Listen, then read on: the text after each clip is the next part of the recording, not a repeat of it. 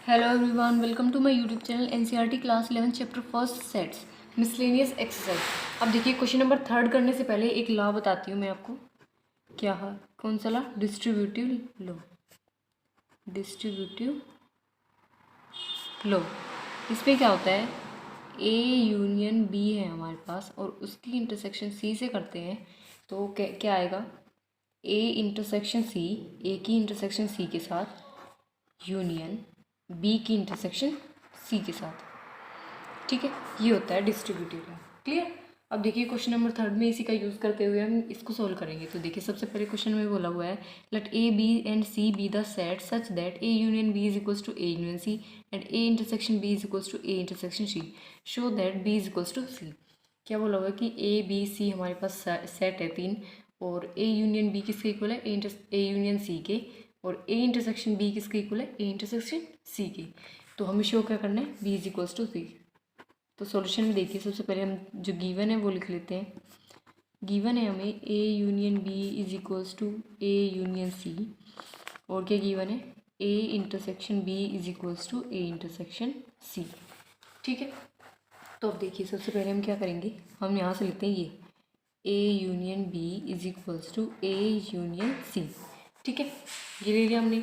अब यहाँ से हम दोनों साइड इंटरसेक्शन करेंगे, किसके साथ, बी के साथ। तो देखिए A union B intersection B is equals to A union C intersection B, दोनों के साथ हमने इंटरसेक्शन कर दिए बी के साथ। ठीक है, अब देखिए यहाँ पे देखिए, इसको समझने के लिए एक देखिए, हमने सेट लिया ए जिसमें अंदर एलिमेंट है 1 2 3, बी एलिमेंट लिया जिसमें एलिमेंट है 2 3 4। अब इसकी यूनियन करते हैं ए यूनियन बी, तो हमारे पास मिलता है यूनियन मतलब सारे यूनिट्स 1 2 3 4।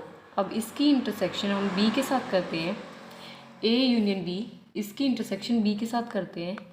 तो देखिए ए यूनियन बी की इंटरसेक्शन बी के साथ, तो दोनों का कॉमन पॉइंट लेना है। तो कॉमन पॉइंट क्या आएगा, 2 3 4, और वो किसके इक्वल आया, बी के। ए यूनियन बी की इंटरसेक्शन बी के साथ करेंगे तो किसके इक्वल आएगा, बी के।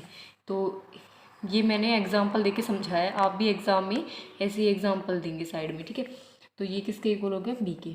यहाँ हम डिस्ट्रीब्यूटिव लगाएंगे, तो यहाँ से ये हो जाएगा A intersection B union C intersection B. ठीक है, ये हो गई हमारी इक्वेशन फर्स्ट। क्लियर? अब देखिए, अब हम फिर से करेंगे A union B is equals to A union C. अब इस बार हम इंटरसेक्शन करेंगे सी से, तो A union B intersection C is equals to A union C intersection C. Clear? तो देखिए अब A union B intersection C, तो यहाँ डिस्ट्रीब्यूटिव लॉ लगेगा, तो यहाँ से ए इंटरसेक्शन सी हो जाएगा union B intersection C is equals to A union C की इंटरसेक्शन सी के साथ करेंगे, तो ये किसके इक्वल आएगा, सी के साथ, सी के इक्वल। क्योंकि ए देखिए यहाँ दोनों सेम है ना, तो ये किसके इक्वल आया, इसी के, बी के इक्वल आया। और ऐसे भी यहाँ पे दोनों सेम है, तो ये भी किसके इक्वल आएगा, सी के इक्वल। ठीक है, ये एग्जाम्पल दिया है जो, इससे समझ लेना। ठीक है, अब देखिए हमारे पास ये बचा है, तो अब देखिए ए इंटरसेक्शन सी किसके इक्वल है, गिवन है हमें ए इंटरसेक्शन सी किसके इक्वल है, ए इंटरसेक्शन बी के। तो यहाँ से हम लिख देंगे, गिवन हमारे पास क्या है, ए इंटरसेक्शन बी किसके इक्वल है, ए इंटरसेक्शन सी के।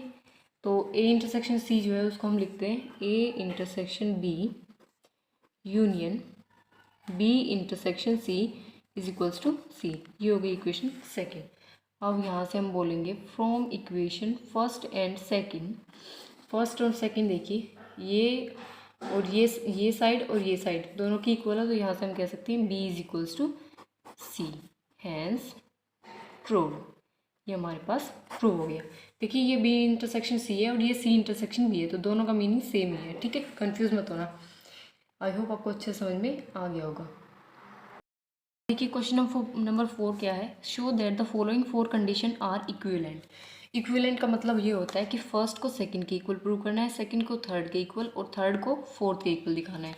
तो देखिए अब कैसे करेंगे, पहले हम लेंगे फर्स्ट एंड सेकंड, फर्स्ट और सेकंड को इक्वल दिखाएंगे। तो सबसे पहले देखिए ए सबसेट है बी, ए जो सबसेट है बी का, तो यहाँ से हम बोल सकते हैं all elements of A are in B. B के ए के जितने भी एलिमेंट्स हैं बी के अंदर है, तभी तो सबसेट हुआ ए बी का, है ना, बोल सकते हैं ना यहाँ से।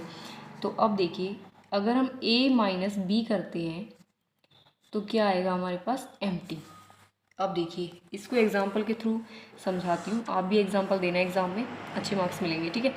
तो यहाँ से देखिए ए हमारे पास सेट है 1 2, बी सेट है 1 2 3 4, ठीक है। अब यहाँ से हम a माइनस बी करते हैं तो देखिए अगर a सबसेट है b का तो मतलब a के जितने भी एलिमेंट्स है b में प्रेजेंट है ना, प्रेजेंट। तो यहाँ से देखिए a माइनस बी करते हैं तो ये कैसे करते हैं, a के जितने भी एलिमेंट्स हैं ना उनको अगर a के अंदर वो एलिमेंट्स लिखने हैं हमें जो बी के अंदर ना हो, तो लिखिए। तो देखिए यहाँ पे 1 भी है 2 भी है और बाकी कोई एलिमेंट्स है ही नहीं, तो यहाँ पे इसलिए क्या आएगा, ये एम्प्टी सेट, नल सेट, ठीक है। क्योंकि 1 और 2 दोनों हैं लेकिन हमें ए माइनस बी में वो एलिमेंट्स लिखने होते हैं ए के, ठीक है। यहाँ पे जो एलिमेंट्स है उस, यहाँ पे जो सेट है उस सेट के वो एलिमेंट्स लिखने हैं जो इस सेट में ना हो, लेकिन यहाँ पे तो 1 और 2 है दोनों और तो कुछ है ही नहीं, तो यहाँ पे इसलिए हमने इसको लिखा एम्प्टी सेट। तो यहाँ से हम कह सकते हैं कि A subset B is equivalent to A minus B is equals to empty, ठीक है। ये हो गया प्रूफ, फर्स्ट से सेकंड को प्रूव कर दिया। अब देखिए सेकंड एंड थर्ड लेके चलते हैं। तो थर्ड में देखिए क्या बोल रहा है, सेकंड क्या बोल रहा है कि a minus B is equals to empty. Empty क्यों हुआ, क्योंकि all elements of a are in b, कि सारे एलिमेंट्स a के b में प्रेजेंट है, इसलिए ये एम्प्टी हुआ, ठीक है। अब यहाँ से हम बोल सकते हैं कि a यूनियन b, a का यूनियन अगर b के साथ करेंगे तो वो b के इक्वल आएगा। कैसे आएगा देखिए एग्जांपल में, देखिए a यूनियन b कीजिए, इन दोनों का यूनियन करेंगे तो क्या आएगा 1 2 3 4, तो ये एलिमेंट्स किसके हैं, सारे b के, तो ये किसके इक्वल है, b के। हो गया प्रूफ। तो यहाँ से हमने प्रूव कर दिया कि a minus B is equals to null set is equivalent to a union b is equals to b, ये हमने प्रूव कर दिया। सेकंड लेके चले थे, थर्ड को प्रूव कर दिया। अब हम लेंगे थर्ड एंड फोर्थ। थर्ड ये है, फोर्थ ये है। तो देखिए ये बोल रहा है कि a यूनियन b किसके इक्वल है, b के इक्वल, थर्ड में। तो क्यों बोल रहा है, क्योंकि all elements of a are in b, जितने भी एलिमेंट्स हैं a के सब b में प्रेजेंट है, इसीलिए तो a यूनियन b किसके इक्वल आया, b के, है ना। तो यहाँ से हम बोल सकते हैं अगर हम a इंटरसेक्शन b करते हैं तो वो किसके इक्वल आएगा, a के इक्वल। कैसे आएगा देखिए एग्जाम्पल से ही देख लेते हैं। अगर हम यहाँ से इसी एग्जाम्पल में देखिए, अगर a की इंटरसेक्शन b के साथ करते हैं तो क्या आएगा, इन दोनों में कॉमन पॉइंट क्या है 1,2, और वो किसके इक्वल आया, a के। तो यहाँ से प्रूव हो गया a इंटरसेक्शन b किसके इक्वल आया, a के। तो यहाँ से हमने इसलिए ये लिखा, तो यहाँ से भी हमने प्रूव कर दिया कि a union b is equals to b is equivalent to a intersection b is equals to a। Third लेके चले थे और फोर्थ को हमने प्रूव कर दिया। आई होप आपको अच्छे से समझ में आ गया होगा ये क्वेश्चन कम्प्लीटली, ठीक है।